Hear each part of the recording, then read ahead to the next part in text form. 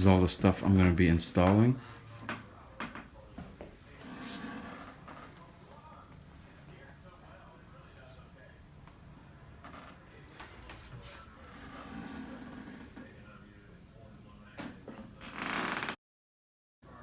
So this subwoofer has 2 ohm voice coils, and this amp is only stable at either 2 ohms or 4 ohms.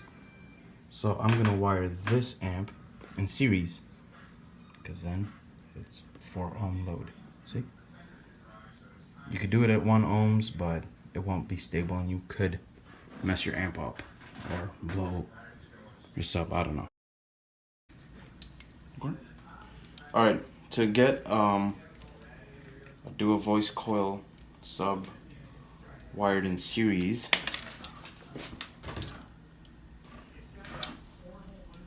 all you have to do is connect the negative of one coil to the positive of the other. So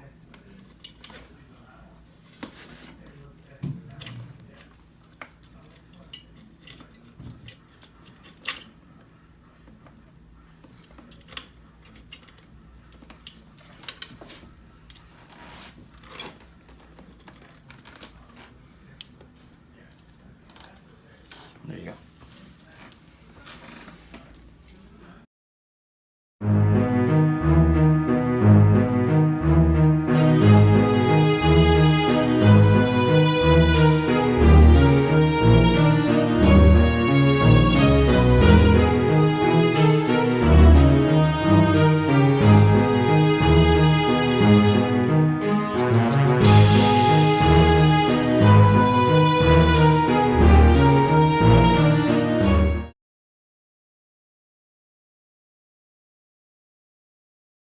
So we're gonna run the power wire, and from what I read online, they say go through the fender well.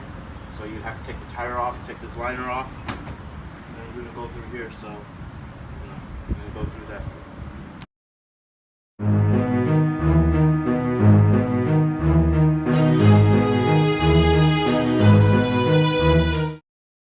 Over here. All right, so under here you're gonna have to take this off, the fender liner, and basically it's just a whole bunch of little clips that you pop off.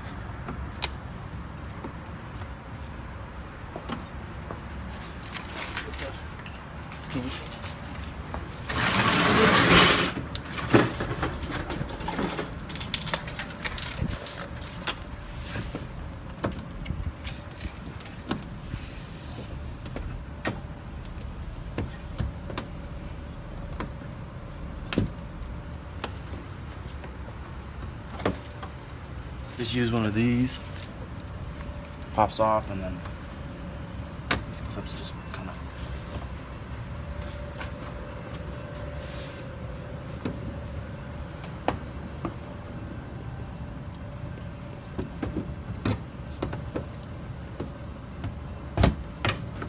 This just comes off.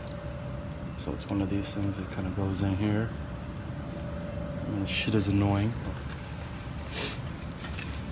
So you just take a whole bunch of those off, and then the fender liner comes off. Alright. So we got the fender liner off. Pretty much you don't really need to take all of it off, because this is the spot you need right there. So see that? This thing? That you're gonna run it through there. It's gonna go into your passenger side. And you're gonna put the wire from up here down into there. So that's the fender liner right there. So it kind of runs through that little rubber grommet. So yeah.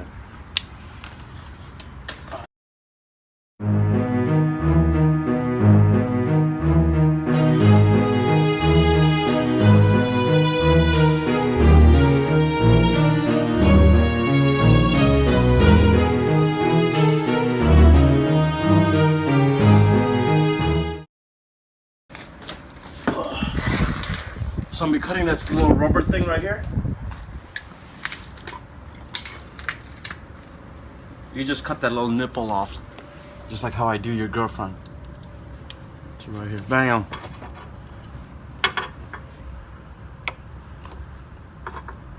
See?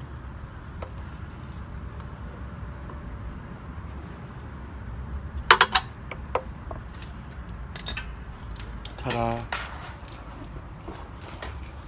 Take this. This is like 4 gauge. So this might be a little bit bigger than what you guys are.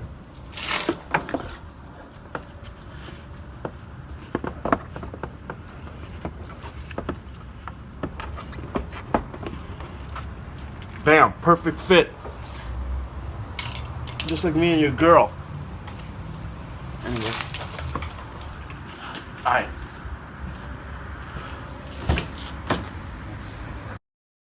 Fish it through that little rubber thing in the fender. You're gonna bring it out from in here. So right there. See it? It's gonna have to move some of this stuff away.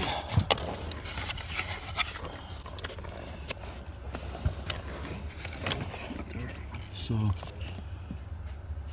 it's a little bit hard to see.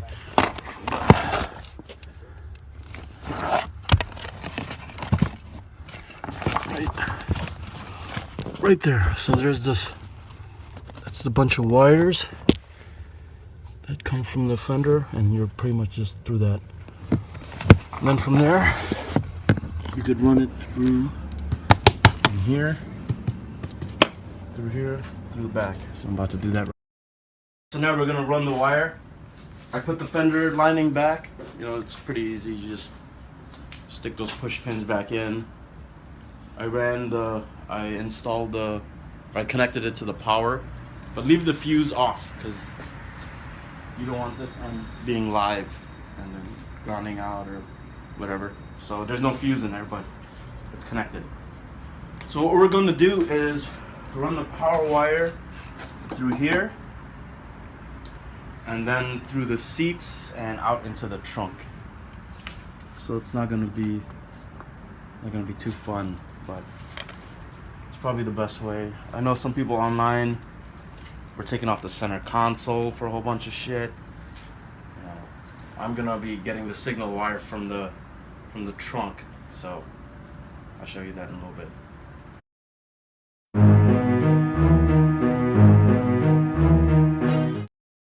For the line out converter, since I don't have an aftermarket head unit, I'm using this one. Okay, the good thing about this one is that it generates a remote turn on. So instead of having to splice into one of the wires, because there's a wire in the trunk that you could splice into, but that controls your backup camera. So if you want to mess with that, this one, so it has this harness right here. It connects to power, ground, so you could just get that right directly from your amp and from right here. And then when it detects an audio signal, this thing becomes hot.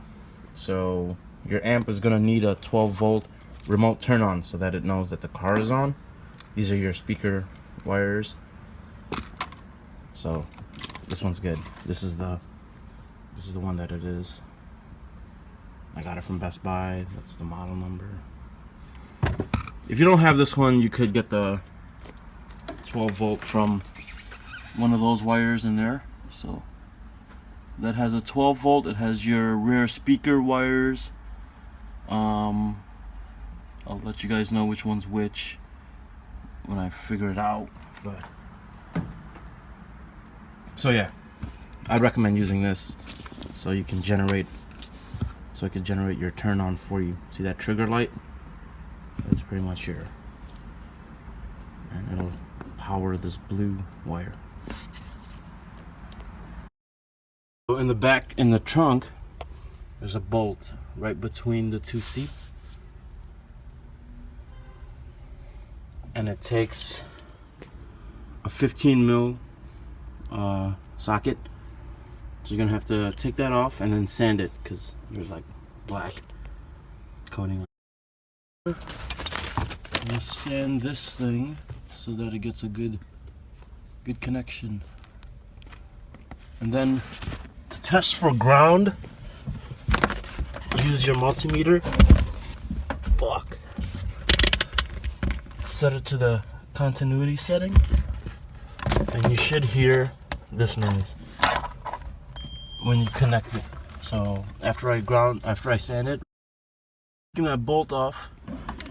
You see, I sanded it. See how it looks all shiny? You got to do that to make sure the ground is good, because there's like a coating on the whole. So I got the ground wire connected to that bolt between the seat. Make sure you sand it, so that's really, really important. Alright, now to test if you have a good ground, just make sure your multimeter is on the continuity. Stick this in there so that it touches. And then find like another point and then sand it. So I just sand down here. Hear that? So that means this thing is grounded. So now let's continue.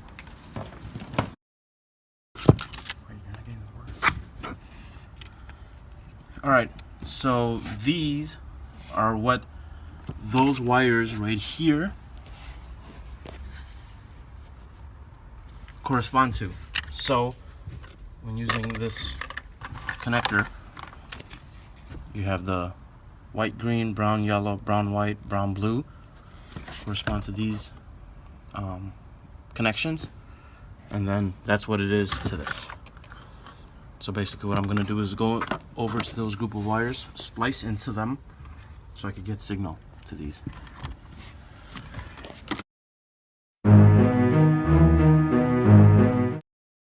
So we got everything all hooked up back there. I'm going to show you guys how to charge the capacitor using a test light. They give you a resistor, you can use that too. The only thing you don't want to do is make a direct connection already, because you can really drain your battery. So I'm going to turn the car on.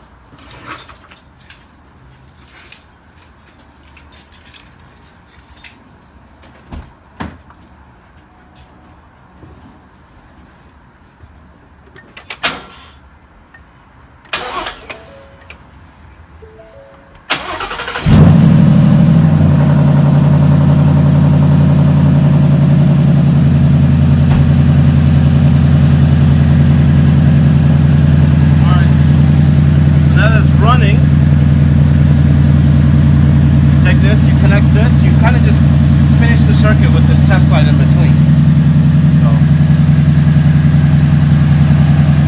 So you see that staying lit?